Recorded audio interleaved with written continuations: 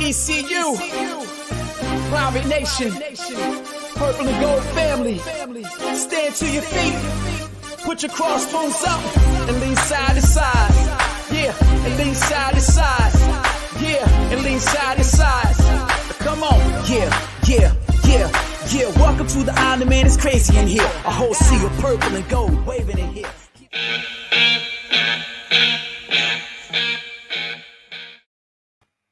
Welcome into the Pirate Preview right here on the Sports Objective. Big game as we have, the Pirates hosting the Tulane Green Wave, and one of our own who was with the Pirates now, the voice of the Green Wave. Glad to have him on the show tonight, right, Bubba? Yeah, very excited to have Corey Gloor. I'm back on the program. Corey, how's New Orleans?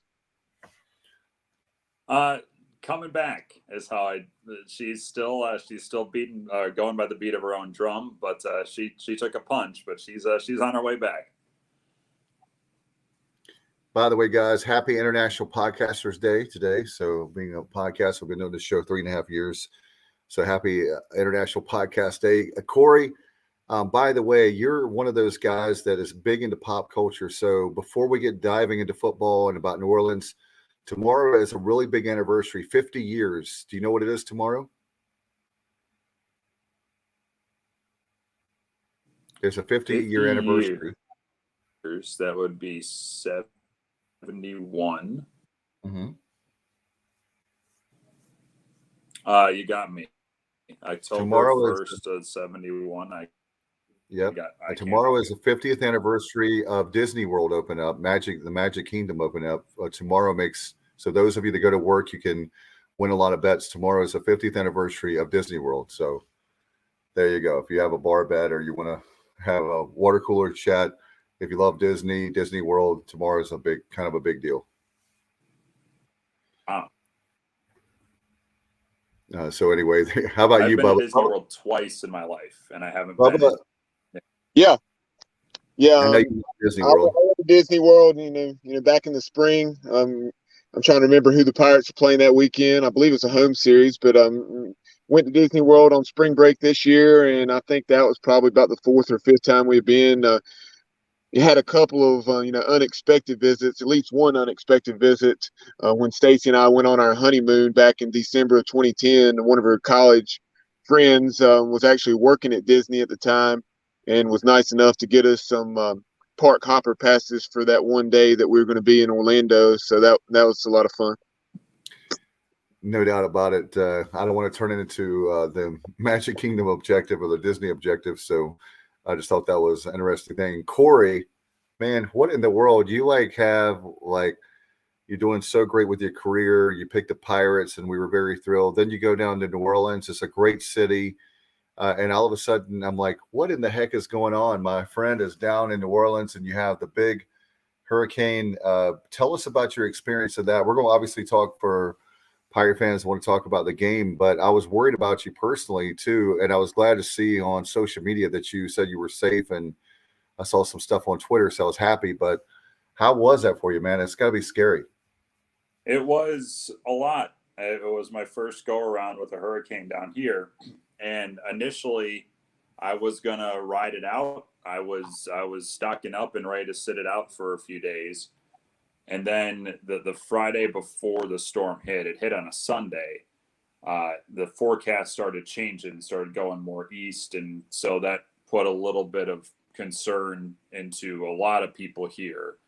And when lifelong residents of the city started telling me that they were leaving, that was my cue that I should get out too. So I evacuated to Houston on that Saturday. Took me 14 hours to get out to Houston, which is about a 6-hour drive from New Orleans. And then I watched the storm from afar. And once it got to Sunday evening, I realized that this is going to be a long-term thing where the entire power grid went down. And so I was kind of in limbo for a day. And then Tulane Athletics put a plan in place, their evacuation plan that they've had since Katrina, they moved their whole operation to Birmingham, Alabama. And so I met them up there. They moved our week 1 game from home to Oklahoma. and I spent 3 weeks in a Birmingham hotel with the Tulane football team, Tulane athletics. There were about 6 other programs that were there. And only about a week and a half ago did we all come back, by and large. And so I've been back in town for about a week and a half. There was no damage to my place. Luckily, no flooding in my area. There's damage a lot of places here, and it's going to take some time.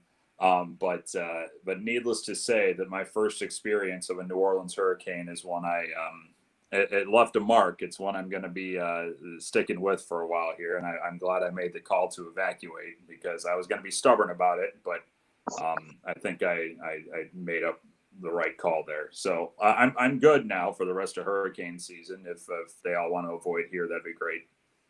Now, Corey, because of that storm, unfortunately, the first home game you called was not against the Oklahoma Sooners, and we'll dive into that matchup here in just a minute. But it was the UAB Blazers. But just talk about that, that game with Oklahoma. Obviously, just an unbelievable opportunity for the Tulane program to have the Sooners coming to New Orleans and Yulman Stadium.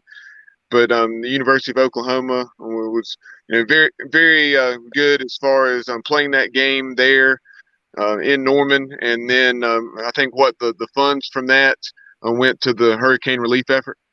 Oh, the Tulane athletics got the ticket gate for that game. And so the Oklahoma did as much as they could to try and make it a home game, but it was never going to be that. So Tulane got the attendance ticket numbers from that. And then Oklahoma put the Tulane logo on the field, painted them on their field as well. The folks at Oklahoma were incredible to us. I worked hand in hand with their broadcaster, Toby Rowland, to get set up. My team, my broadcast team, none of them could make that trip due to having to be back home and tend to personal matters. And so it was a real thrown into the fire first broadcast for me. But the folks at Oklahoma were incredible. And then the effort that Tulane put out there, I by this point, they're sick of getting pat on the back for that game because it was a loss when all was said and done. But I think they turned a lot of heads around the country who knew just at a cursory level what they were going through with the hurricane. And then they nearly pull off that win. They were the better team that day for most of that game, and they had it in their hands at midfield, driving down 5, and they couldn't convert that 4th and long. I was thoroughly impressed by what they showed me.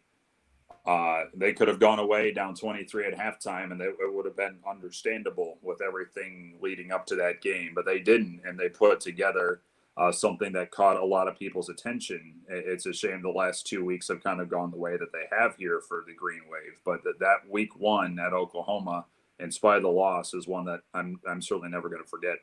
Yeah, and like you're saying, Corey, with that 23-point second quarter, there were maybe 3 turnovers, 3 lost fumbles in that quarter, something in a row. Yeah, all in a row. Yeah, in a row.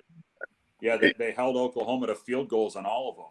And so, that game could have gotten way out of hand, but it didn't. And then the second half was all Tulane. I mean, they dominated that second half, and they had a shot to pull that one out, but just couldn't quite find it at the very end there. So it was. Sorry, I thought you were through there. I had a little bit of a lag on my end, but just to go to Norman and turn the ball over 3 consecutive possessions and give up 23 points in a quarter, and then still nearly win the ball game, have the ball with a chance to win on the final possession is remarkable. Yeah, and there's 2 games now that Tulane has had a 1 possession result. They've lost both of them, and usually in scenarios like that, you can look back at some pretty obvious mistakes as to why things went wrong. 3 turnovers in a row in the second half or in the second quarter in Oklahoma, and then 2 red zone turnovers in the second half against UAB did them in. So, they feel they've left 2 wins on the table here, no question about it. And week 1, unfortunately, was the first one. And Corey, one of the things that bothers me is when you hear about people talk about, for example, Oklahoma, and they're still 4-0, right? And they're going, well, they haven't played that well. And I'm going, yeah, but they're still 4-0. everybody in Pirate Nation would take 4-0 right now. I know there's different expectations. My point, though, is the case of Tulane like stood toe to toe with them, and it's kind of an insult, I think, to Tulane and the other opponents, but especially in this particular case, I know Tulane for a fact is a good football team, a good coach, and you have a situation like that. I just always think that when there's a big brand like that of Oklahoma, they always make excuses instead of saying Tulane is a good football team. I mean, I'll say this: when we walked out of Norman, we were given plenty of accolades from the folks there about the quality of the program that they saw nearly beat their team, and so they were impressed. Now, 3 weeks later, has Oklahoma looked the part of a national title contender? Not quite, honestly. And so maybe now it's shifted to a little bit more concern about how they played for most of that game. And the last 2 weeks have not been Tulane's finest outings. And so that might compound things a little bit. But I can tell you this, that the folks at Oklahoma were impressed by what Tulane showed them. And I think maybe they're a little bit surprised, too, at how the last couple of weeks have gone here for the Green Wave. No doubt about it. But there's, and in all fairness, too, it seems like this year, Corey, there's been a lot of parity in that. I've heard all kinds of excuses. And one of the things I've heard is the term, I was teasing, by the way, Bubba, I was teasing one of our friends, Terry Gallagher, who I think he was here in Greenville for 6 years, but super seniors. I told him he was a super senior before it was cool. But now that you have all these super seniors, you have a lot of guys that are 22, 23 years old still playing college ball. Do you think that's where some of the parity comes in, where the teams that you have, the Clemsons of the world, some of the ones that are not as dominant, because a lot of those other teams have players that have a lot of experience? I haven't really thought about that in regards to the extra year and having some older teams, Dave. I'll be honest. I mean, Tulane's got their fair share of super seniors, and some of the leaks that have occurred here of late were similar to what we saw last year. And so, missed tackles, drops, like those were issues last year, and they've crept in here this year. I don't know. I don't know if I have a great answer for you on that, because everybody's older than maybe what they expected to be for this year.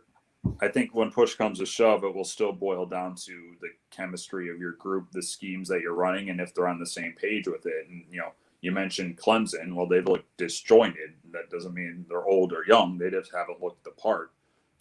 And so, Oklahoma has 4 wins, but they haven't quite looked crisp. So I think I think it's still more internally than the rest of college football kind of rising to the occasion right now. You followed the program in Greenville, obviously very close, and the Pirates have a chance this week to be. I know Bubba brought up we were 3-2 2 years ago, but it's been that long since we've been. It's been over 2 years since we've been above 500. What about Tulane with Coach Fritz? He's done such a great job. What's the mood in? We understand about all the circumstances you've gone through with the hurricane, but what's the mood now with Tulane football as far as the program itself and maybe the season? Well, I think this week has been their first truly normal week of the season.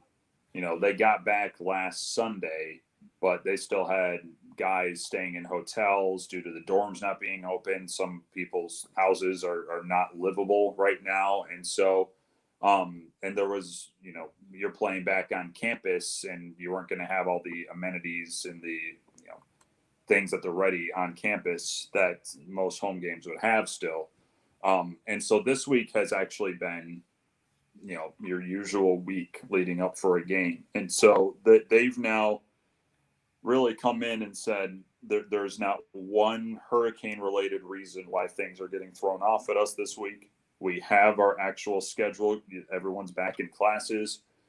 This should be the routine now, and how they go through this, that there's no extenuating circumstances, no external reasons why things should be off kilter this week. And so I think they're approaching that with hand in hand with let a win off the table last week, and this is the start of conference play. They aren't really thinking macro picture about what a win or a loss does this weekend. Tulane fans certainly are, because a loss this weekend would be a real issue in terms of making a bowl game. So, I mean, they are looking at this as a way to kind of cleanse the palate and do it on their terms for once this year, instead of having to, have a locker room in the middle of a ballroom in the Birmingham Sheraton and go to a high school to lift weights. Like they have everything they're used to having. They're back on a schedule, and they know how to handle this now. Now they got to go out there and show it. Before we really start to take a closer look at the Green Wave, Corey, and talk about some of the tremendous personnel, someone that you're very familiar with chiming in on Facebook, Alan Vick. Alan says, "Good to see Corey, and it'll be nice to have him back in Greenville." It will be. I've had this date on my calendar. I down for a while. I've been looking forward to this return here and seeing many folks that I moved away from a few months ago. Corey, another thing too. What have you missed about not being in Greenville? We know how much you love New Orleans and Tulane, but what's one thing that the takeaway you're saying, man, I wish that I could have that? I mean, I the people that I worked with, I love, and so not being around them on a regular basis, and it's when push comes to shove, it's the connections that you make, it's the relationships that you build, and I was very lucky that I walked into a program that took me in, was very accepting of me, and let me be around them and be a part of that group, and whether it's the guys on the field or in the dugout or up in that press box, they took me in, and then the fan base there was very accepting of me, which meant a lot to me. So it's the people there that I miss quite a bit, and I'm looking forward to, even if it's just for 26 hours here this weekend, reconnecting with some of them. Now, Dave, not to get off on a tangent, but have you heard anything regarding the new voice of East Carolina baseball? Have I, or was that to Corey? That was to you. Oh, no. But Corey, my questions to Corey tonight was, I know that you still have folks in there, but there's certain people. I know that just like if you're an athletic director, you would know like voices. I mean, you would know like coaches you'd want as a football coach, whatever. But there you go. Casey Brand asked that. Has there been announced baseball announcer for ECU? I hate we lost Corey. Amen to that, but I'm happy for him personally. Oh, thank you. I mean, I can tell you I have no input, no idea what's going on with that search. That is, I am out of that realm now. So I'm Team Greeny at the moment. But no, I mean, I can only tell you this. I don't know what the plan is. I don't know how far along they are. I still am in contact with my former boss in Greenville. We touch base pretty regularly just to see how we're doing. But I was brought on in 2016 in January, and the season started in February. I don't know if they're going to wait that long for this. I'm not sure, but in terms of who they're looking at, who they're talking to, how far along the process is, I have no idea of that, nor is it my business to know any of that. My watch ended, and so now it's someone else's turn to take over. That's going to be really fascinating too, with the first year without Corey Gloor, to see not only who's picked, just like when you have a new coach, but everybody has a wrinkle on things. And you made the toughest broadcast, which people don't realize, not to get too inside the broadcasting world, but baseball is very difficult to call because of the pace of the game, I guess you would say. You have to have a lot of stories, and you took – that's one of the things that people in Pirate Nation, I think, appreciated by you, is that you were talking about how the fact that people like had open arms for you, but you had open arms for us too in Pirate Nation. And I think it's like a respect thing. You gave us respect. We gave you respect. And certainly you made us feel like the greatest part of that broadcast was we felt like, it sounds corny, but it's true. We felt like we were part of the broadcast with all the saying hello on Twitter and all that kind of stuff that was a really cool thing that hopefully, I don't know what it's going to be like for the new broadcaster. Nobody can be Corey Gloor. Everybody's going to be their own individual, but hopefully we won't lose some of those things we got used to over the last, 6 seasons? Yeah, I mean, I don't know who it will be. I don't know if I'll even know the person who takes over. But I will certainly encourage Pirate fans that, it will be a different person. They will be calling a game their style, their way, and, treat them well, because I got treated well when I started and when I took over. And so whomever it is, I know how fiercely passionate people are, not just of ECU, but especially that program. And so treat whoever steps in 2022 well, because I can guarantee that it's known what that role is, what that job is around the college circuits. And so I know whoever will come in will treat it with the severity, the respect that it deserves. And it won't be for lack of effort. One more baseball question. Have you heard from Coach Godwin since you took the job? We talked a little bit shortly after I got the job, and then before I left town, I went into Clark Leclerc into the office and talked to him for a while. I think I've maybe heard from him once since then, but we haven't been like in regular communication. I know that y'all are both very busy for different reasons, and it's easy when you move on to another job and that person's still at that job. It's hard to be as connected because you're not there on the daily basis. So that's obviously what he told me before I left town was that he would be, he's happy for me. He'll be rooting for me. He's thrilled that I was able to, get this opportunity, and he will be rooting for me except for 1 weekend a year. And then, and luckily I've seen an early advance of the baseball schedule. I know when that weekend will be, but no, I mean, Cliff was extraordinary to me in my time there. And there are not many people better to have in your corner than a guy like Cliff Godwin, because when he's loyal to someone, he stays loyal, even if I'm going to be, I'm wearing olive and blue now. No doubt. And I think he'll be, he's a guy that how much love and respect we have for him on this program. And I firmly believe at some point when he's done coaching baseball, he'll be a future athletic director at East Carolina. That's just you heard it here first. Nothing against John Gilbert. I'm not talking about the present time, but down the line when Cliff gets older, maybe in the next couple decades, I think you'll see him as an athletic director. I really do. What do you think, Bubba? I think he has an excellent makeup for it. I really do. He would certainly, demand the most from his fellow administrators and his administrative team, and that would be a good thing. No doubt, but I know he's not worried about that kind of stuff right now, and definitely down the line we'll have you back on to talk baseball or the like, and I'm sure basketball too. So we'll have it's hard to believe we'll have football, basketball, and baseball with you. Let's talk about football though before we get ahead of ourselves for basketball or baseball. I know, Bubba, you had that graphic you want to put up. Do you want to talk about that first, about the kind of set the stage with the series at hand? Yeah, I mean, you take a look at this East Carolina Tulane series, and it's one that dates back to 1991. I was at that initial meeting. Wow. When the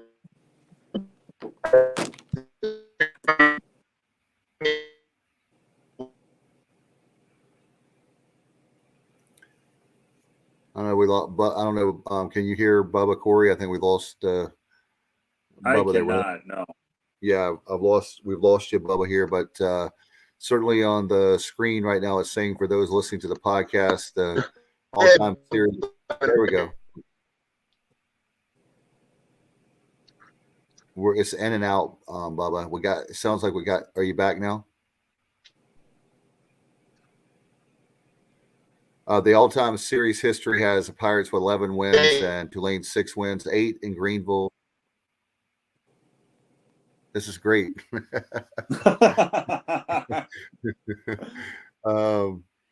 Anyway, so we have that graphic up on the screen if you can see that. Corey, with this series, man, I'm looking Dave, at just come back to it because I was going through a bad area. Okay, can you do it now? Bubba was the only one not having internet issues at the start of the show. We'll come back to it later in the show because right now I'm still not sure that I'm out of the woods. But you know, Corey, I referenced the tremendous personnel that Tulane has. Let's start on the offensive side of the ball. Tremendous quarterback. Tell us about Michael Pratt. Dude's been a stud, and he has been taking a lot of licks here in the first 4 weeks as well. He got hurt in the Ole Miss game, and he didn't throw a ball in practice leading up to UAB. And then he once he got his feet underneath him, got comfortable, he put up a career high in yards against UAB. Now he threw picks that he shouldn't have thrown in the red zone late, but what he's been able to do and accomplish in a short amount of time as second-year quarterback, he is the leader of this team, and everyone listens to him, everyone gravitates to him, and to see what he has done the first 4 weeks of the year, where 10 touchdowns is top 10 in the country right now. And then he also knows when to get out of the pocket, when to move, when to move the pockets and improvise. His receivers trust him. His tight ends have been great for him. And he has shown in 4 weeks just how much of a kind of a warrior he is, because he gets knocked around quite a bit. And this team loves him for that. And he loves this team. It's been fun to watch him, fun to be around him. And I'm excited to see what he can do here in league play. Talk about that with the offensive side of the ball with obviously we talked about how they played against Oklahoma. I guess you would say things haven't been consistent for the team, but with Willie Fritz, we know with this program, he's built a program that went from every once in a while looked like that things were good to now where there's more of a, wouldn't you say there's more with his era of Tulane football, there's more of consistency now where you guys are going to a bowl. There's more, the expectations are higher than they have been in the past. Yeah, that's fair.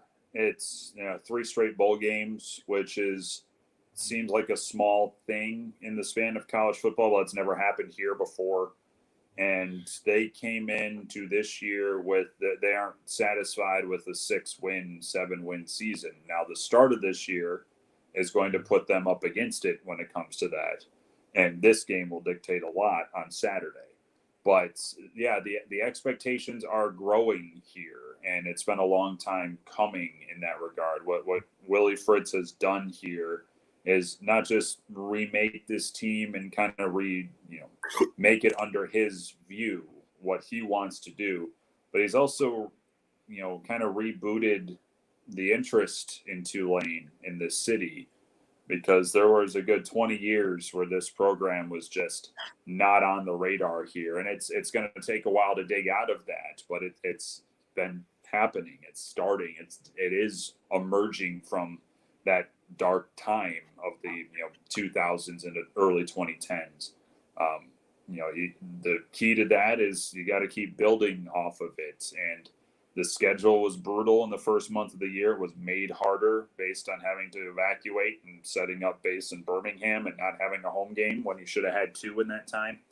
And now it doesn't get any easier with league play because, after this weekend, you got Houston, you got SMU, you got UCF, you got Cincinnati. Those are your next 4 after East Carolina. So, the road to hoe is rocky.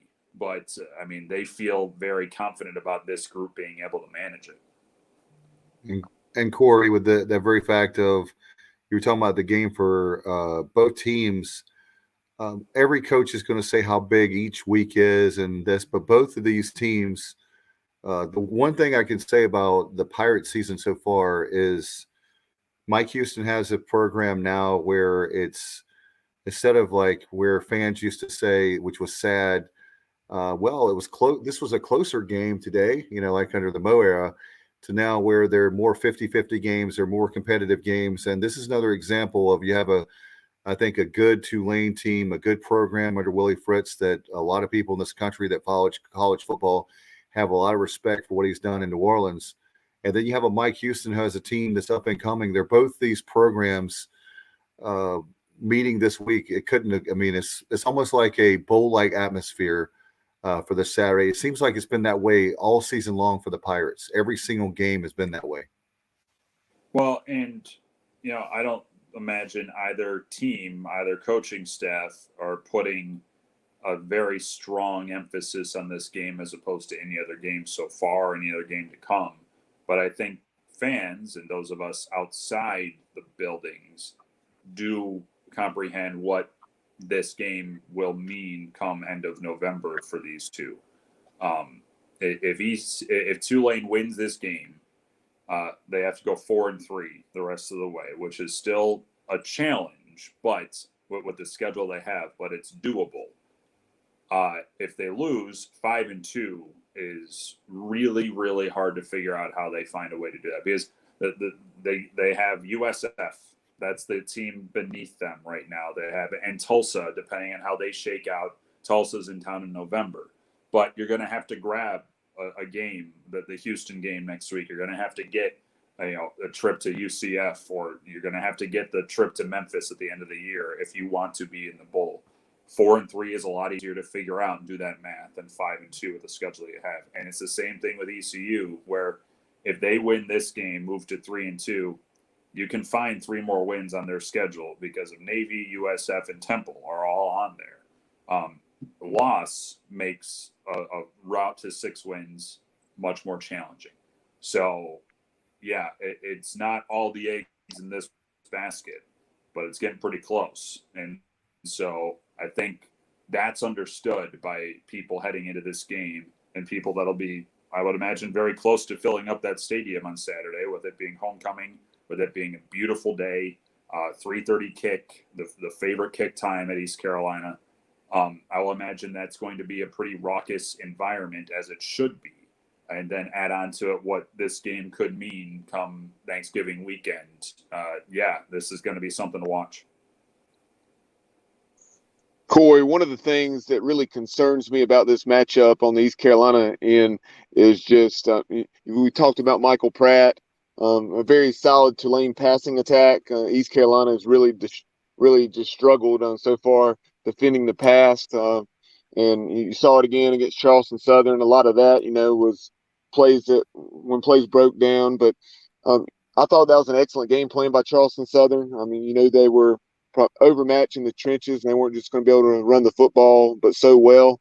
They really threw it about 70% of the time, threw for over 400 yards. They took what was there when the coverage was soft. They were content to, take the hitches, take the slants, throw the underneath stuff, and then they were able to, hit some post routes and down the field throws at times. But, looking at this game, that's something that really concerns me. Yeah, I think Tulane feels like if this becomes a matchup of passing games, they're going to win it. Not just because of what East Carolina's struggles have been in that regard, defending it, but that's been the strength of their offense so far. It has been a split attack under Willie Fritz by and large, or predominantly run. The running game has not yet quite gotten there this year. And that it's been hard to figure out why it's been a battle. They only had 90 yards on the ground last week against UAB. And so, they have Cam Carroll and Tajay Spears, who Spears is back to 100%, tore his ACL early last year, and YG Booker as a slot back, who was really the only real, impactful rusher last week. They want to get the running game going. They might see the opportunity this weekend to still take to the air because I think they feel they got the advantage there. And if this is going to become a higher scoring affair, they like their chances, because that means it's going to be Pratt versus Ehlers and ECU secondary versus what Tulane has already done through the air this year. Corey, I know last year and previous years, we obviously know about Tulane with their defensive line having first rounders, but talk about this year. The matchup I'm looking forward to seeing is we talk about always the line play, but the offensive line of East Carolina versus the defensive line of Tulane is one area that I've been looking at, but you have more of an insight from the Tulane's perspective on the defensive line. How does that compare to what we've seen in previous years with Willie Fritz and his program? Yeah, I think it's close to being to where he would want it that we saw last year. Patrick Johnson had a monster game last year in Greenville. He's in the NFL now. Cam Samples on the other side. He's in the NFL now. And they're not quite the stage of fully replacing those two guys, but Angelo Anderson and Darius Hodges at the joker linebacker position. It's an edge rush position that they'll sometimes drop back in coverage. They've been good. They have been. It's been a nice 1-2 tandem on that side. And then a transfer from Memphis, JoJo Dorsis. I think they're looking for a little bit more out of him on the other defensive end spot. The middle of the defensive line has been really good. Jeffrey Johnson, the nose tackle. Noah Seiden, the defensive tackle, was going to get the start this weekend. He had 2 sacks against UAB in a day what was tricky to actually get into the backfield for this defense. Eric Hicks up front as well has been pretty solid. And so the middle of the line has been pretty stout. I think they're looking for about another extra step up from their edge rushers right now. It's not 2021 or not 2020 level. It's getting there. No doubt. With the defensive side of the ball as a whole, what can Pirate fans expect for this Saturday? Yeah, I mean, it's the depth of this team is in linebacker, and it's tested because truly one of their most important guys on this team, Nick Anderson's out for this game with an ankle injury, and he's a bit of an undersized linebacker, but he is a huge vocal leader. He always seems to be in the right spot. This team really gravitates around him, but the key there is that they lose his vocal side of things, but they're able to replace him with a Marvin Moody or Kevin Henry in the linebacker core alongside Dorian Williams, who is just a physical freak. Like he's going to be in the NFL. He is just, when you see him, he's number 2. You're going to be just wowed by the guy. The secondary was the issue last year, and you've seen glimmers of it bouncing back this year. They've given up a couple of deep bombs in the last 2 weeks. A lot of teams are going to give up deep bombs to Ole Miss. That offense is crazy. But they gave up one to UAB last week as well. Jalen Monroe's probably going to be the guy on C.J. Johnson at one quarterback position. And then Lance Robinson on the other side transfers in from Kansas State. That they play a lot of nickel formation. And a true freshman, Jaden Kennedy, has been really, really solid as the nickel back. And so, I think they're waiting for a little bit more from that group. Chris Hampton, the new DC, was a cornerbacks coach at Tulane a few years ago. His task is to shore that up, and it's not quite there yet, but it's close to being there. The talent's there, the skill set's there. The execution has been a little bit wobbly here of late. No question about it. When you look at these two teams, both teams, I think, have. I thought about this. I was on the campus this afternoon at practice. I really believe that the most dangerous word in sports may be potential, but both these teams, I was thinking about knowing you were coming on tonight for the preview. Both of these teams, I believe, have the potential to be bowl teams, but that's dangerous to use that word, right? Because we're not there yet. But both these teams definitely can be bowl eligible teams at the end of the season. Yeah, I mean, whoever wins this game is going to have that in their front, on their front burner. Whoever loses this game is going to have to scramble, and so that's why there's so much importance on this. I think talent-wise, Tulane entered this year believing they're not just a bowl team; they were a comfortable bowl team. The schedule and the hurricane has thrown some of that off. And now they have 8 games to figure that out again. That hopefully, knock on wood, will be a normal run through instead of being disrupted again. I think you guys are much closer to those proceedings than I am in Greenville now. But I from what I've gathered from afar, there's been some decent thinking about this team finally cracking that postseason drought. They've had, they had that win in South Carolina, but they also had a loss at Marshall that they were able to flip both of those around. They didn't look great against Charleston Southern, but they got a win there. They're in a better spot right now than Tulane is. And so it's a lot easier to do the math for ECU as it is as opposed to Tulane right now. But to see, I guess, another year, an older group at East Carolina under Mike Houston. This is the time when it should start really coming together here, and it seems like it's close. I certainly hope it waits a week, but it seems like it's close. Corey, hey, it's Kyle. Finally joining the show. Better late than never, I guess. Hi, Kyle. I don't know if it's been talked about yet or not. You guys obviously have been playing in Birmingham. I think you guys played in Nashville this past week. I guess you didn't want to give UAB a home game. No, we played at home. Yeah, it was in New Orleans. It was in New Orleans. Yeah, we got Where back was home I last getting week. it was in Nashville from?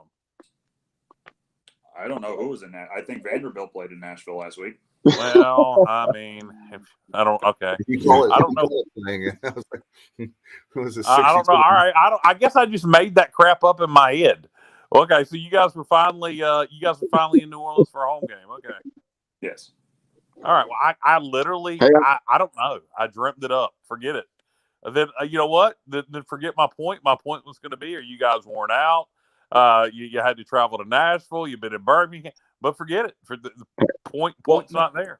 It's a good point, Kyle, because it is something that, and I will address it because I think it did creep into last week's game because what I was telling these guys earlier, Kyle, is that this week leading up to this game is the first normal week they've had because they still were living in hotels here in New Orleans last week. They weren't on campus for classes yet. It was still virtual.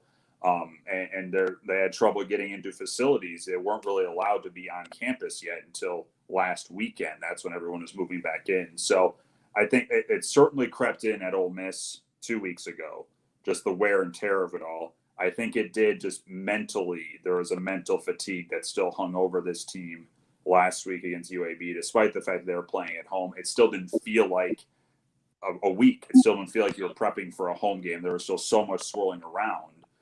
That it was hard to really establish your rhythm again. This week has been different. Everyone's back on campus, unless dorms are still an issue here. Some guys are still living in different spots because their homes or their apartments are damaged right now. But it was a normal week. Classes are back in schedule. Students are back, and they know what's on the horizon. They know they're leaving tomorrow. They know what the game is. Like all of that's set. Nothing's changed. They could use their facilities again. So if there is a lackluster showing this week, the mental mistakes that I've seen the last 2 weeks of missing tackles, of dropping passes, I'm having a mental mistake right now, but they were sloppy the last 2 weeks. And if that creeps in again this week, then I think it's a bigger cause for concern. But right now there's just a kind of a sense of they're able to take a breath this week and actually have a normal approach to a football game. Yeah, and I'm glad to see Tulane getting things back to normal. I mean, just we're catching them, could be catching them at the wrong time. They're getting things back to normal, though I'm glad you guys are, obviously. Yeah, I mean, these kids they handled this as well as you could imagine, and I was with them in Birmingham, and the thing about that is you could walk around at 9:30 at night, and there'd be players just hanging out playing Xbox. There'd be players just kind of chilling there, and I know those guys were bouncing off the walls, like, because you're in one spot every day, all the time. And the way that they were able to navigate through that was really impressive. It doesn't show on the record, but being around them, the resolve that they had, it's something that I hope I never have to actually navigate through again. Certainly because of the circumstances, but the way that Tulane football and Tulane athletics pulled that off was something else. I'm not sure how many other schools around the country could do what Tulane just did. Yeah, and you mentioned the record 1-3, but Ole Miss is elite this year. Oklahoma is, Tulane played a great game at Oklahoma. Oklahoma's not as good as they have in years past offensively, but good defense, and still it's Oklahoma, very talented. And then UAB is one of the two best teams, maybe three best teams in Conference USA this year, and have been in recent years. And UAB, who knows, it could be a conference opponent here soon. I can tell you this, being around UAB people, they would like that. Last week we talked about it, certainly. I think it's probably going to happen. I don't think this Mountain West stuff's going to end up playing out. But either way, UAB still may be in. But so my point is, UAB another good football team. So yeah, Tulane 1-3, but lost to three quality opponents. Yeah, I mean, they knew their schedule was brutal heading into the year, and it proved to be even more so because Oklahoma was moved to Oklahoma. Morgan State got moved to Birmingham, and they had easy win there, but it still wasn't a home game. And then they bust to Ole Miss, had a rain delay at a night game, got trucked, and then had to bust back late at night. They got back to Birmingham at 4 a.m, and then got right back on a bus and drove back to New Orleans that next day. And then you face UAB with a crazy week back on campus. So they knew it was going to be a challenge heading in. It became close to an insurmountable one in the last 2 weeks of the year, or 2 weeks of the month, I should say, and doesn't get easier because this game is, we see it for what it is, what's on the line for both of these teams this week. And then the rest of October for Tulane is gauntlet, an absolute gauntlet. And what does the rest of the schedule look like in October? Houston on Thursday night here in New Orleans on ESPN. Then they'll have an off week and they go to SMU. Then they go to UCF, and then they have Cincinnati. And so, like, those four, like, it's you got maybe the top four right there. Yeah, I'm sorry, but look, after what Tulane's been through, and now you got to travel to Greenville and then turn around and play on a Thursday and travel back to New Orleans. Somebody needs to ESPN. That game needs to be moved to Saturday. Well, it won't. I can tell you that. And Houston plays tomorrow night too, so they'll have an extra day to work with. They play Tulsa tomorrow night, and so somebody needs to use some sense there. I know TV dictates everything, but Tulane knows not just Tulane football. I've found in a very short amount of time here, Tulane athletics, the school, they know how to weather punches, and they're getting a lot thrown at them here over the first 5 weeks of this fall season. You add in on top of all of this, all the conference realignment stuff, and our hotel was right across the street from the headquarters of the SEC. Well, all of this was happening. And so it was like, it just felt like one thing after another, after another, after another. And it keeps on kind of feeling that way for Tulane. It's a resilient bunch. And, nationally, a lot of people mention Tulane kind of as a, scoff, a throwaway name, and they're aware of that too. But I can tell you from personal experience, from being around this group, not just with football, I've been around basketball here this week and the athletics departments. They know how to handle not quite being treated or being dealt blows. It's been impressive to see how they've handled just everything that's come their way. It might not always result in wins, but the way that they've managed this, the way that them as people have maneuvered through all this and continue to, is something else. Yeah, who does the Wave have after Houston? I'm sorry? Who does the Wave have after Houston? It's an off week, and then a Thursday nighter at SMU. All right, so you get an off week in there. That's good. Yeah. Look, I hate that you guys play Houston on the Thursday night after coming on the road to East Carolina. I think Houston for East Carolina and Tulane is totally winnable. That's why I keep telling everybody, people want to make this game out to be the most important game of the year. And yes, the next game, and it's a big game, and it'd be nice to be 3-2. But I'm not so convinced that we can't lose to Tulane and then turn around and beat Houston in a couple of weeks on the road. To me, when I look at, when you're playing pick out wins on the schedule, to me, the must-win games are Temple, South Florida, and Navy for East Carolina. And if we take care of those three, that gives us 5. We just need to win, to me, one of the next 3 to get to 6.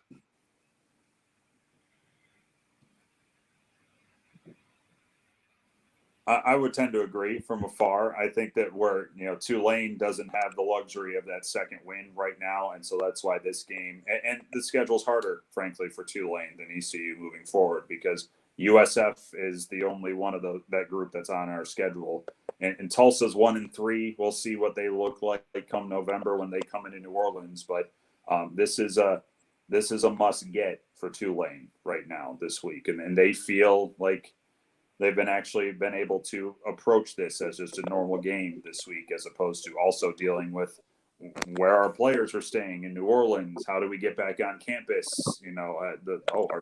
It's leaking in the weight room. Like they don't have to deal with that this week. They haven't had to deal with that. So if it isn't a best foot forward effort by the Green Wave on Saturday, I'd be surprised.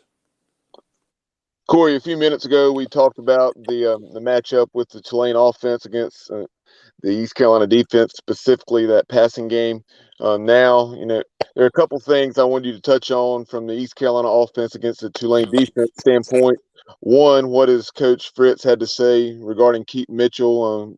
Keaton Mitchell, the COVID freshman running back who has 3 touchdowns of 63 yards or more in the first 4 games. And then also, and I'll give Kyle credit for this, he had looked over the box score against UAB and noticed that the UAB tight end had 5 or 6 catches, and East Carolina tight end Shane Calhoun, I think he has 9 or 10 catches for the season, but 8 of those came in one game against Marshall, which was the best performance by an East Carolina tight end in nearly 30 years. So, I'll address the tight end thing first. UAB's tight ends, and Garrett Prince is their main one, but Hayden Pittman the other one, they catch about 45% of their balls. And so that wasn't a shock that the tight ends got theirs. So I don't know how they feel about Shane Calhoun if he's open, he's going to have space to work with. They're more keyed in on Keaton Mitchell right now. I think everyone would be foolish to not be, because Tulane has struggled tackling the last 2 weeks. And if you're going to not tackle Keaton Mitchell, he will burn you, and it will not take long. So he's very much on the forefront of Chris Hampton and Willie Fritz entering this game. It's him, it's Tyler Snead, and it's Holton. Like, those are the guys that, they're looking at everybody, make no question about it. And Calhoun is certainly going to be on their game plan. But the way UAB uses their tight ends, it's not a shock to see what they did last week. The biggest shock was that Tulane just struggled tackling a lot of guys. And if you're going to whiff on Keaton Mitchell or not bring him down on first contact, then he's going to kill you. And if you're not going to get Tyler Snead in open space, then he's going to do some damage on you. And if you have a shot at Holton Ahlers, then you got better land it, because he can bounce off plenty and he can leave the pocket if he needs to. So, Calhoun is certainly, they're looking at him, but 2-5 is the guy that they're really focusing in on. Corey, as far as this game is concerned, one of the things that the intangibles we look at is special teams. What about the special teams as far as punting and place kick? Everybody laughs about, for example, with East Carolina, about John Young. I know he's named the punting, like the best punter, one of the best punters in the nation list this week, right? Yeah, Ray Guy. Thank you, Ray Guy. I couldn't think of his name. That, but to me, that's a big deal. Your place kicking is a big deal, and obviously punting is a big deal. Obviously, running back, if it's punts or kickoffs, is a really big deal, and how you play all that stuff. So, for Tulane, how has special teams been? Well, you must have a little birdie here in New Orleans here, Dave, because I spoke to our punter today to be on our pregame show Saturday, Ryan Wright, because he's been awesome this year. He is. You have a matchup of 2 of the best punters in the country this weekend, and it's not going to draw headlines, but they are going to have impacts on this game. John Young was National Punter of the Week for what he did last week against Charleston Southern.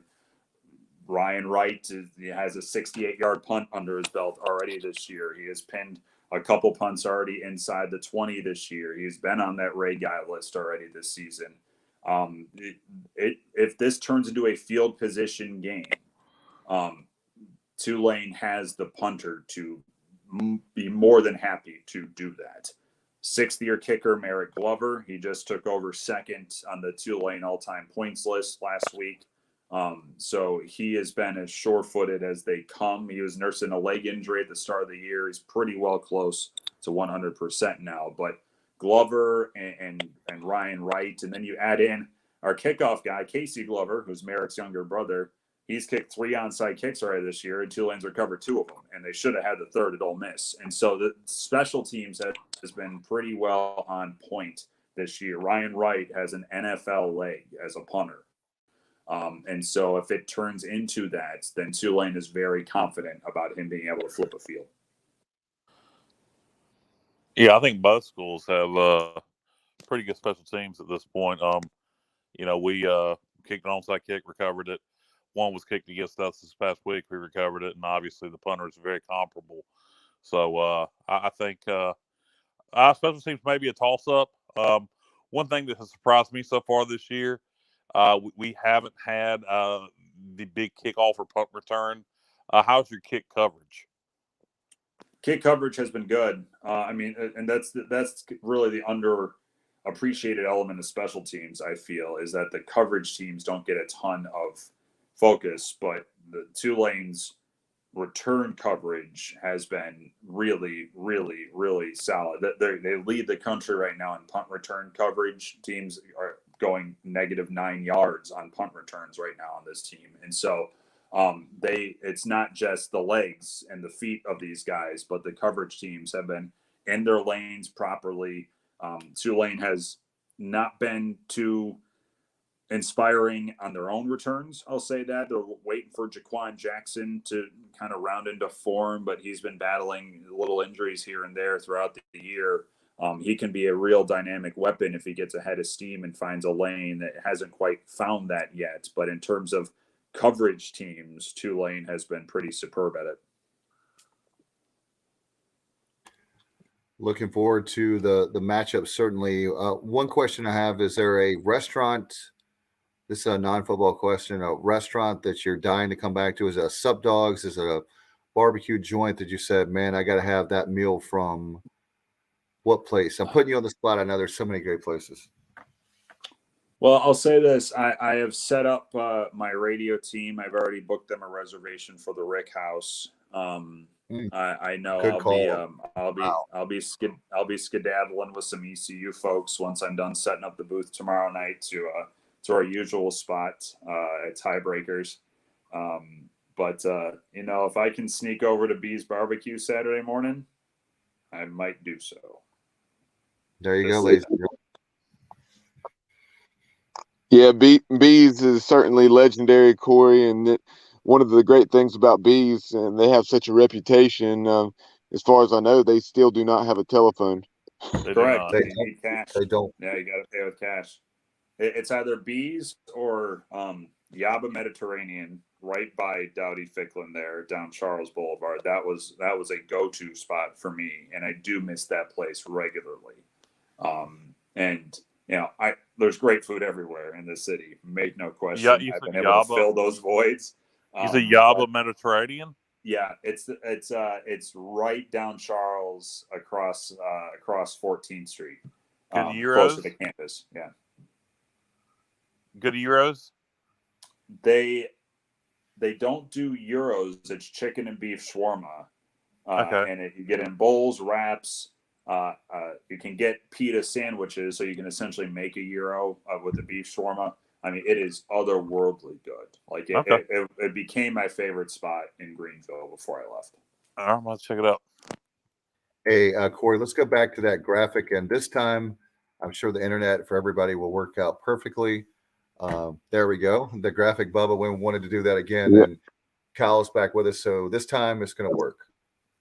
Yeah, taking a look at this series dating back to 1991, the first meeting between these programs, East Carolina won 38-28, but en route to that 11-1 season, and I believe that was senior day at Dowdy-Ficklen Stadium, just Ficklen Stadium back then, but the Green Wave gave the Pirates everything they wanted and then some before ECU went on to that 38-28 win. But then some of the other games that come to mind, or things that come to mind about this series is that East Carolina led it 8-0 in Greenville, but Tulane is going for their third straight win in Greenville, going back to that overtime victory in the Scotty Montgomery era, and then last year on the Green Wave really came to Greenville and beat down on the Pirates 38-21.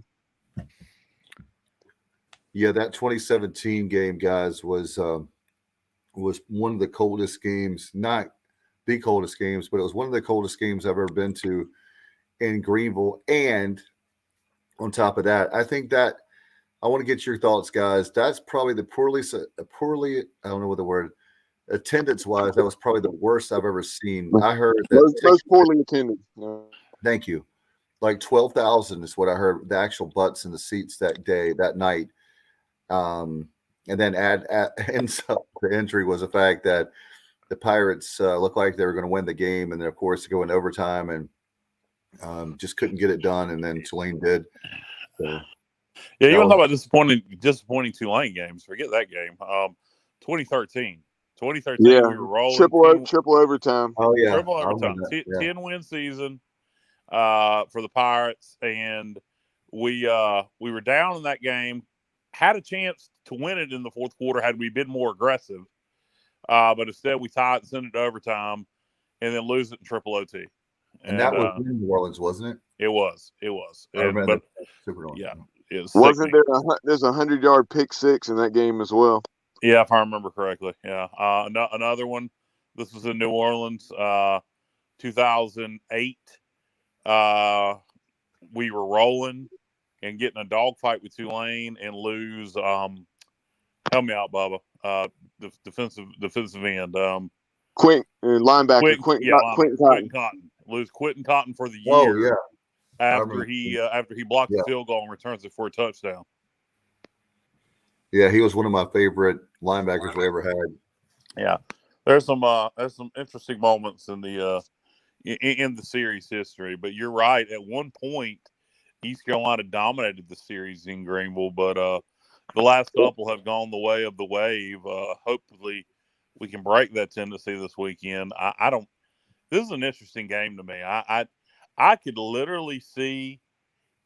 Nothing would surprise me in this game. I could see East Carolina winning a close one. I could see Tulane winning a close one. I could see Tulane winning by a couple of touchdowns. I could see East Carolina winning by a couple of touchdowns. Nothing would surprise me in this game. This is one of those games I can't call it. And if you look at the spread, it stayed at 4 all week. Very little movement, which tells me a lot of other people can't call it either. They're not touching it. What do you think, Corey?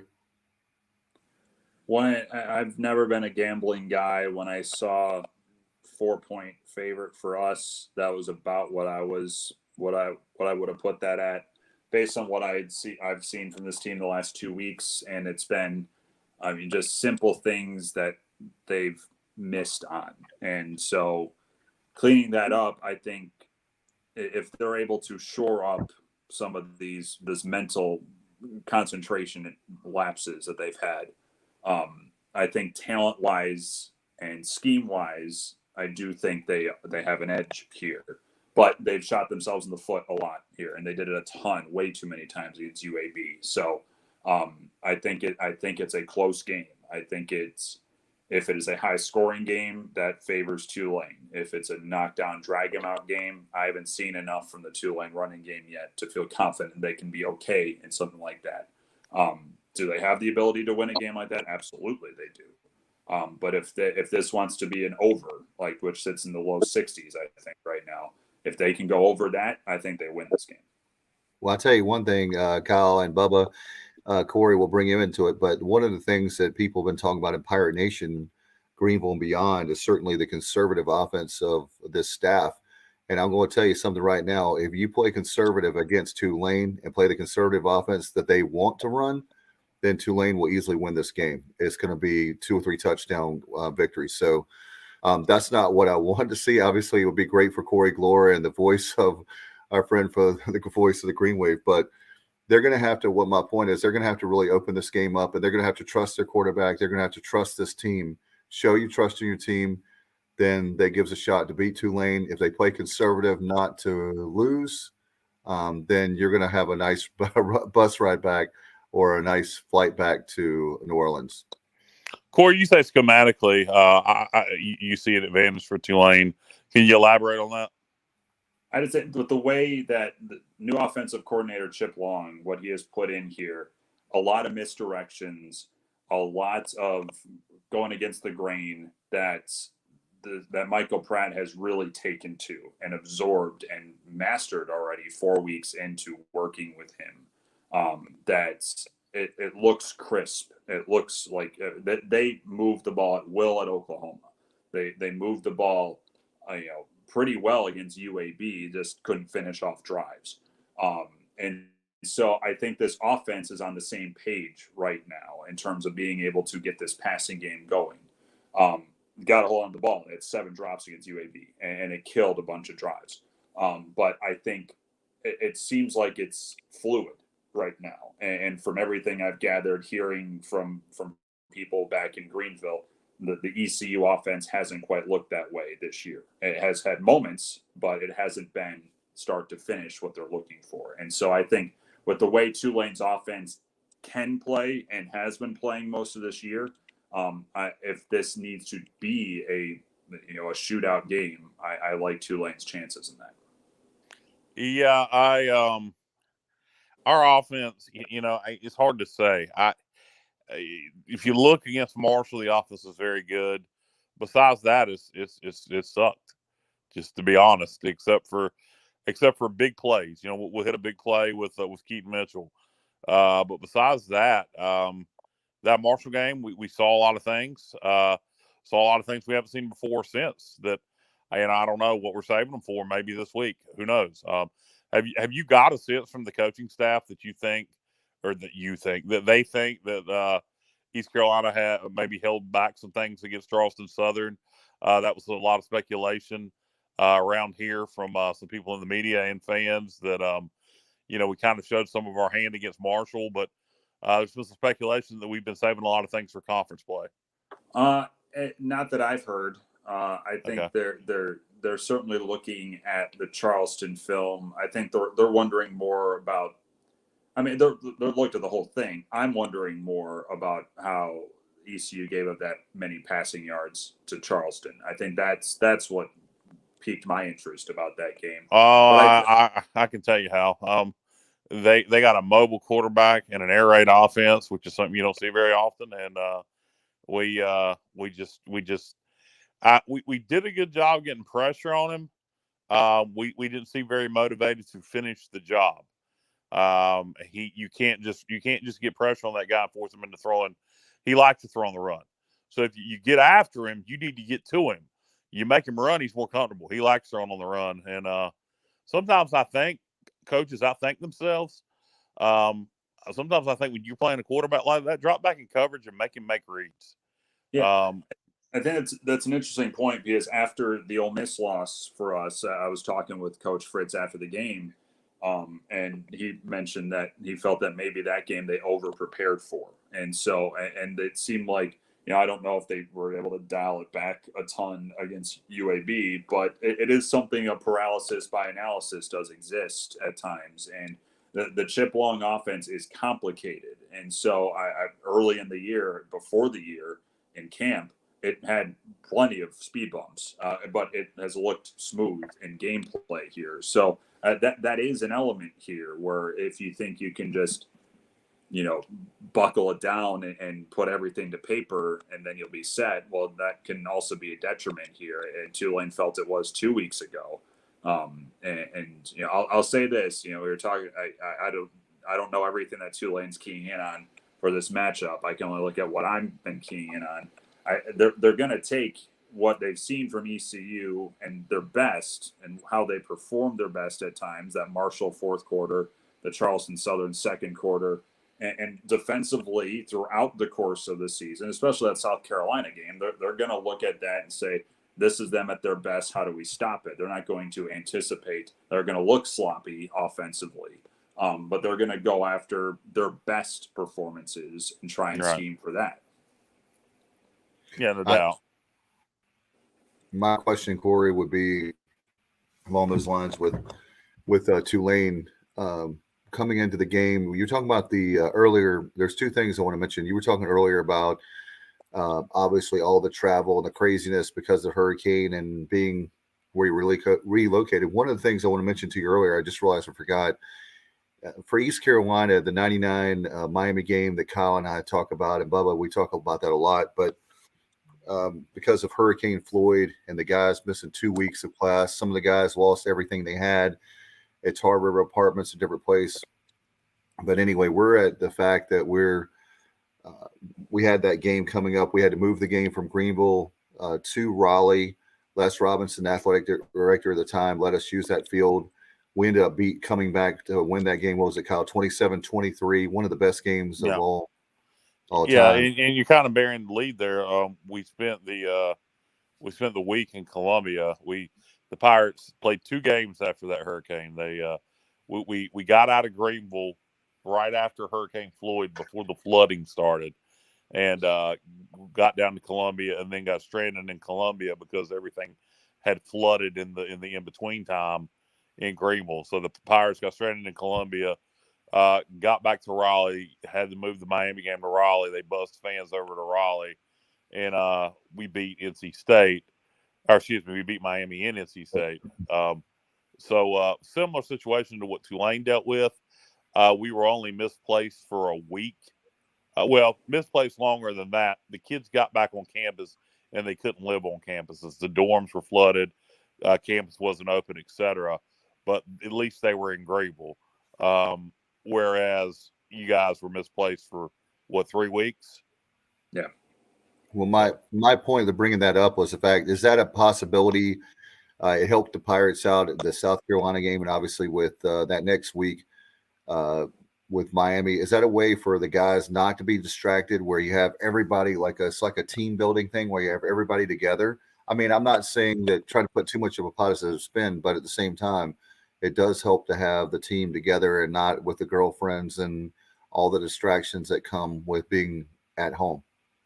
Well, it's complicated because it was the best out of a bad situation. It could have been far worse what they had to manage, because this was put in place after Katrina. Because when Katrina hit, Tulane football played 12 games in 12 cities, and that was a talented team that mean, they had a horrible season because they were staying in condemned dorms at Louisiana Tech, and they were playing in Baton Rouge and Mobile and just bouncing all over the place. And when that happened, the athletic department said, we can't do that again. So they put this plan in place, and this is the first time they had to enact it.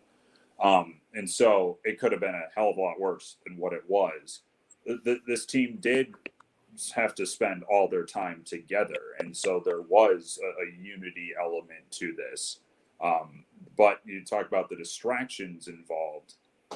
Tulane football was the only one there. I mean, Tulane swimming and diving was there. Tulane men's and women's basketball were there. Tulane track and field and cross country were there. Tulane bowling showed up. Tennis showed up. The athletic department was there. It wasn't just football staying in a hotel. There were 300 plus people there. And so there were still plenty of people to Tulane volleyball. That's the other big one in our season right now. And they didn't have meeting spaces separate from everybody else. They'd be meeting in lobby. They didn't have a locker room. They put all their gear in a ballroom where the equipment team was working, where the training table was set up. And there were plenty of distractions, frankly, there. It could have been far more difficult to handle than what it was. And that's why this plan was put in place, because this was enacted very well. But there was still a lot that this team had to wrap their head around. And the other factor was that, I dealt with this. You're always on the clock. Like you're coaches always knew you were 4 floors above the meeting room. Like, the equipment team never got a moment off, because if something needed to happen, well, it just came down the elevator and worked. So, I mean, you couldn't separate, football and life. There were no classes to do that either. So it really was a drain on a lot of guys towards the end of it, because it felt like camp all over again. That was a similar mantra that I heard. It just felt like camp, and they were ready for camp to be over, and then they had to deal with this. with 3 days worth of clothes, because that's how long they were told to pack for. And for many of them, just not knowing what was lying in wait when they returned. So, the good thing that can come out of that is that they did get to come together a little bit more closely and bond over this. And it could have been a much bigger issue than what was set up here, but there were still plenty of mental hurdles that were challenging to leap over. And Corey, before we let you go, by the way, we've set a new record, guys. The longest appearance ever by Corey Gloor on this show. So thank you very much. That's definitely not the case. Curveball Corey, Ben Byram chiming in. So before we let you go, wanted to Ben Byram, of course, producer from 94.3 The Game. Ben, what's up, dude? Appreciate you, man. You and PJ always get to us from 94.3 The Game. So Ben is going to do some awesome things in this business, and I can't wait to see what he has in store here. He was awesome last baseball season for me. Corey, before I want to get one more thing in here for Corey before we go. We briefly touched on it. Do you have any thoughts on conference expansion? Any theories? Any prognostications? Any rumors you're hearing? Well, yeah, I think you're on by this point, Kyle. Forgive me. I can tell you that folks around UAB that I talked to last week are very much looking forward to a potential invitation. And I think that's a home run addition. There's no fault. There's no con to UAB at this point. If what I'm seeing is true, if what I'm seeing is true about Air Force and Colorado State, that I struggle with right now. I think somewhat understand the appeal of Air Force, especially with Navy already on board.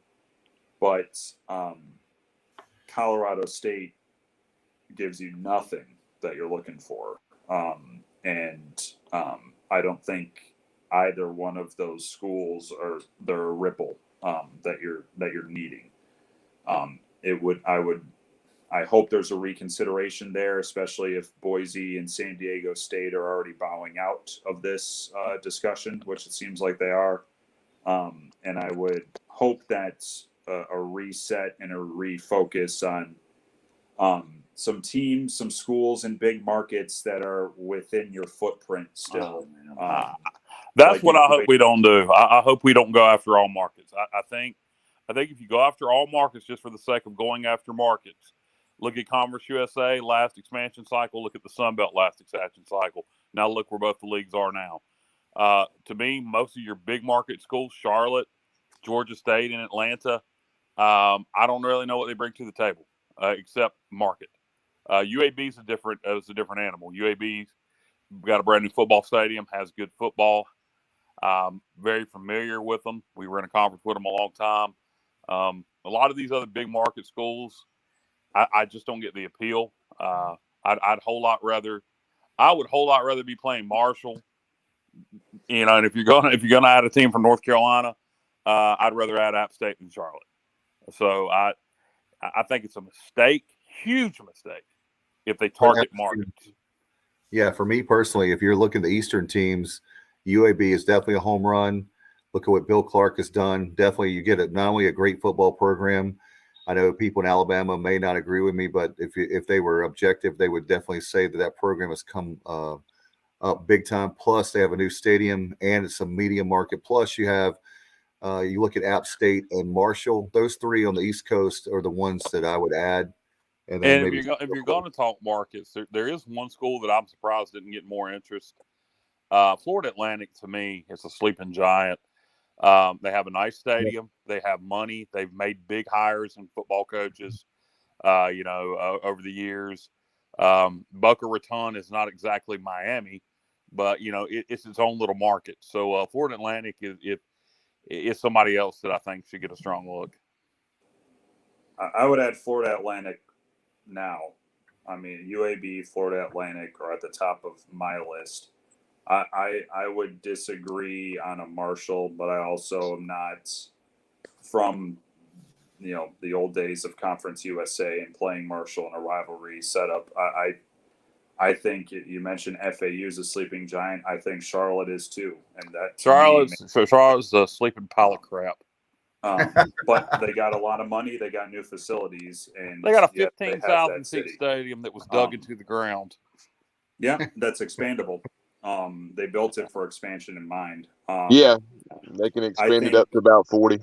You know, I Yeah. think a lot of folks have floated Coastal Carolina out there. I'm a little bit reticent of that. Coastal doesn't have any money. A lot of folks have floated Liberty out there. I'd like to stay away from that. But speaking of money, they have money though. They do. They got plenty of money.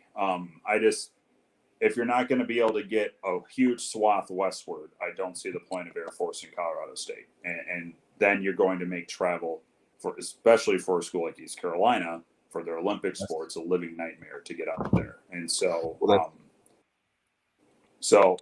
I don't know. It's annoying. I'll say that we're talking about this again.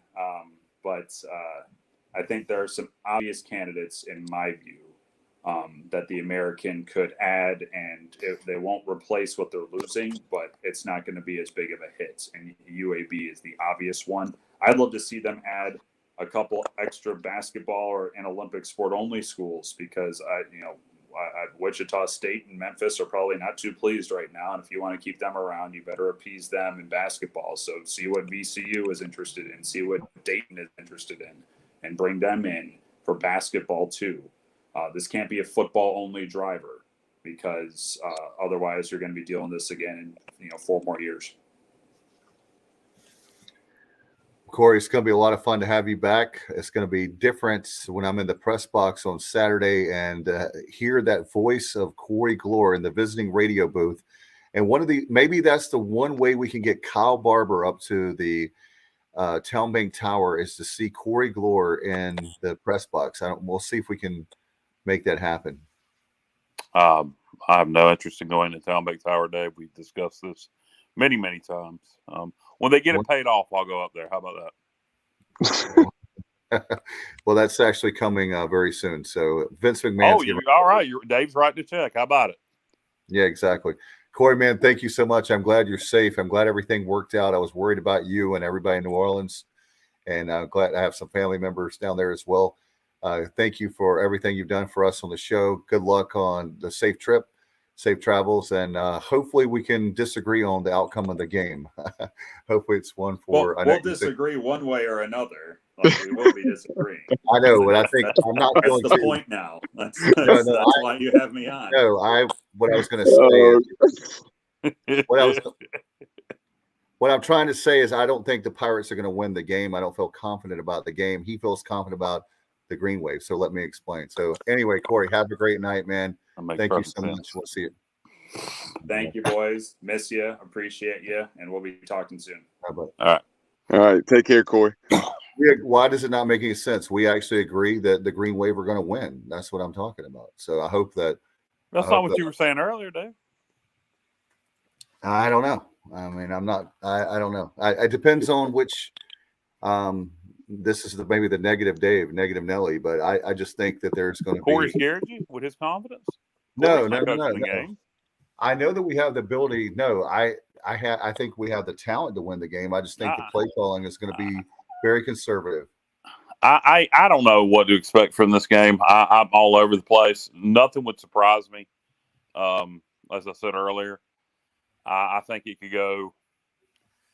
It really would not surprise me to see Tulane come out flat as play to piss. And it wouldn't surprise me to see them come out and throw the ball all over the field and beat us by 3 touchdowns. Nothing's going to surprise me in this football game. I really think both teams have this game circled. Sometimes you can put too much pressure on yourself. I don't know. I'll say this. We've not played an overtime game under Mike Houston. Seems like that would eventually happen. Hey, there you go. Hey, Bubba, what about the red zone and third down defense? I know you want to talk about that before we go. Yeah, that's something that I think it was Coach Harrell referenced in this week's post-practice remarks. And that's something. You look at our defensive numbers, we're allowing 29.8 per game. So that's definitely an improvement. I think it's about 5 or 6 points better, actually. I think we were right around 35 a season ago, but and then right at 500 yards a game. But in 4 games, we've forced 8 turnovers, which is very good, and we're +1, on the season. So even though we've had some miscues on offense and turning the ball over, we are still to the positive. And then, defensively, we've been very good in the red zone. Opponents have only scored touchdowns on 6 out of their 11 trips into the red zone, and opponents are only converting on third down 36% of the time. So those are 2 very good numbers, and a reason for optimism moving forward. Hey, Dave, I got a question for you real fast. Okay. Do you like Up Dog? Up Dog? Yeah. No. I mean, I don't know what it is. So. You screwed my joke up. You just screwed it up. Well, anyway, before we go, Bubba, I know you want to talk about the Pulse of Pirate Nation. We're going to put that graphic up on the screen, and we also have Pirate football playback. Do we know? Has anybody gotten any confirmation on why the Parmalee announcement was just made today? As a great, by the way, let me say this first. Great move, love it, great idea. I'm curious to know why we hadn't heard about it until today. Does anybody have any idea? Not anybody watching? If either one of you guys don't know, I would say they probably just finalized the deal in the last week. That's my guess. Otherwise, it just seems unlikely, but I mean that's definitely possible. Yeah, I mean that's my only guess, because you're absolutely right. I was there today and on campus, and just thinking about that event and just seeing the email, and we were discussing it. Obviously, I know on certainly text, our group text, and it makes no sense not to promote that, especially when you think about Parmalee has been around Greenville since the 90s.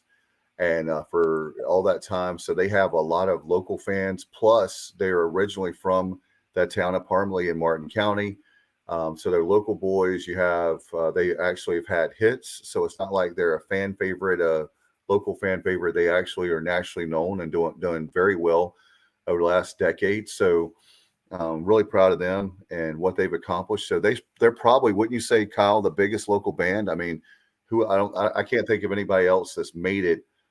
Commercially, what is those brothers? The Avett brothers. Avett brothers has done, yeah.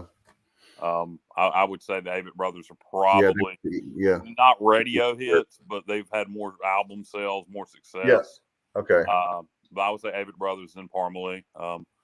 That's another area we're losing to Appalachian Stadium. They got Eric Church and Luke Combs. But it's but yeah, glad to have Parmalee coming home, and I think it's a pretty cool idea. Like I said, I just curious to know why it wasn't promoted before now, but it is a great idea and should be a fun halftime show. Hopefully, everybody's in a good mood at halftime. That's my one concern. Well, one way or the other, if you're not in a good mood, then maybe they'll maybe they will definitely get you cheered up and ready for the second half. It would be nice.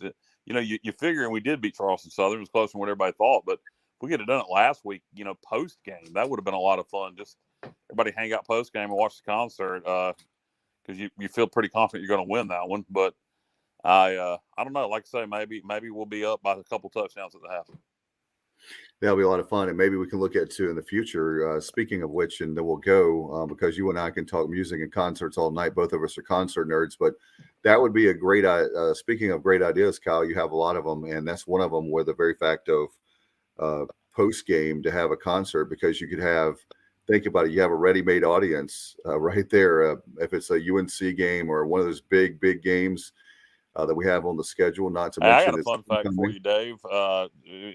Before we, as we get ready to go, about post-game concerts. In 1995, Tim McGraw was a relatively new country star. He had "Don't Take the Girl," "Indian Outlaw," a couple other hits by that point. He was doing a free concert at Southern Miss after the East Carolina Southern Miss game, where we beat them on the fake field goal followed by a field goal for a win. Yes, that's right. Yeah, you talking about ruining something. Holy crap. I forgot about that that game. That's one of the most famous Pirate games ever. Yeah. I never knew about the Tim McGraw thing, but I'd be interested to know how many people actually stuck around for the show after that. That would be cool to know. What do you have anything before we go, my friend? I know. Just as you were about to promote it, we don't have the on-screen graphics, but because Bubba's phone died, but we can still promote it. You got the Pulse of Pirate Nation. That'll be. Do you know what time before the game we'll be doing that? That would be. Wait a minute, I can put it up on the screen for you. There you go. There we go. The Pulse of Pirate Nation. That'll be. Well, let's see. The game's at 3:30. It'll be sometime a couple hours before the game, obviously. So we can track down former players. So that'll be a lot of fun. And also have the I can do this. We can put the other graphic up for the Pirate football playback at 10:30 on Saturday night. So we'll get everybody ready. It should be over by. It'll be over way before the end. 3:30 kickoff. We'll be over with probably about 7:30, 7:30, and be plenty of time to get home. Hopefully celebrate a win. And if not, we'll be bitching and complaining and wondering if we can score any points and if we can win another game the rest of the year. One or the other. We'll see how it goes, my friend. It's going to be, I know one thing, it's going to be a great game. It's nice, isn't it nice to have a game where it's going to be a competitive game and not, Kyle, how much do you think we're going to lose by? It's actually these games, this season has been really entertaining back to what Pirate football, I'm not saying that anything can happen. I still stick with my 7-5 on the year, but well, then you better change your confidence to feeling confident about this one if you think we're going to go 7-5. Because if we're going to get to 7, I think we need to win this one. Oh, I want to, but it depends on which playbook how we use the playbook. All right, let's go predictions and let's get out of here. All right, I'm going with a Green Wave 38-28. Unfortunately, that's not what I want. I hope I'm wrong. You know, I'm gonna say we get it done. I'm gonna say. Right! Wow. I'm gonna say East Carolina. I'm gonna go East Carolina 31, Tulane 24. I think we win it by touchdown.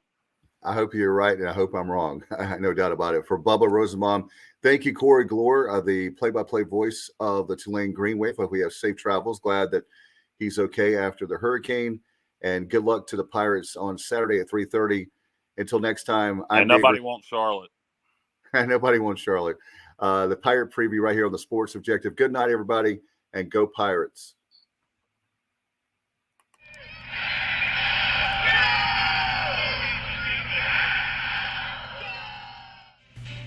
Yo, what's going on, y'all? This is Udon Cheek, assistant track and field coach at East Carolina University. You are plugged into the Sports Objective podcast. If you are a fan, you are plugged into the right place. And if you're really a fan, you will share that link. My heart is purple and gold. I'm a pirate down to my soul. And I don't back down, not at all. Find out when the cannons explode. Boom!